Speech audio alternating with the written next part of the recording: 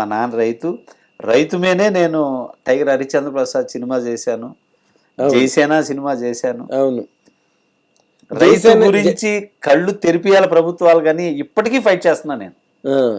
ఏ ప్రభుత్వం పట్టించుకోవట్లా.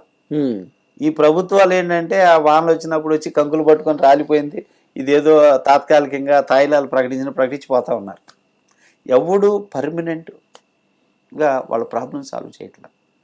మరి మీరు ఇప్పుడు ఏపీ గవర్నమెంట్కి మీదైన సలహాలు, మీదైన సంప్రదింపులు, మీరు అనుకుంటున్నారు రైతు కుటుంబం నుంచి వచ్చారు, డైరెక్టర్, లాంగ్ టైం డైరెక్టర్, మీరు ఎందుకు ఆ ఇనిషియేటివ్ తీసుకోరు? అంటే సినిమా ద్వారాగా చెప్పాను. బట్ ఏంటంటే అది చెయ్యాలంటే ఇప్పుడు వాళ్ళకు కూడా ఉండాలి. నేను ట్రై చేస్తున్నా. బట్ ఏంటంటే మీరు పవన్ కళ్యాణ్ గారు మీకు బాగా క్లోజ్ కదా.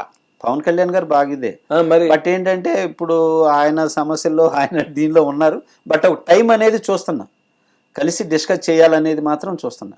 అదే కళ్యాణ్ గారిని. ఒకటి సినిమా ఇండస్ట్రీ గురించి, ఇప్పుడు నేను మాట్లాడిన ప్రాబ్లమ్స్ గురించి, అండ్ ఫార్మర్స్ ప్రాబ్లం గురించి నేను కంపల్సరీగా మాట్లాడాలనేది నా మైండ్లో ఉంది. ఫిక్స్ అయ్యాను.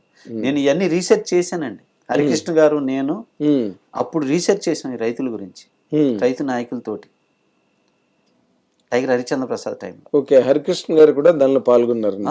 హరికృష్ణ గారే ఎన్నోసార్లు అన్నారు రైతులకి, మా సినిమా చూసి ఇలా చేయండి అని.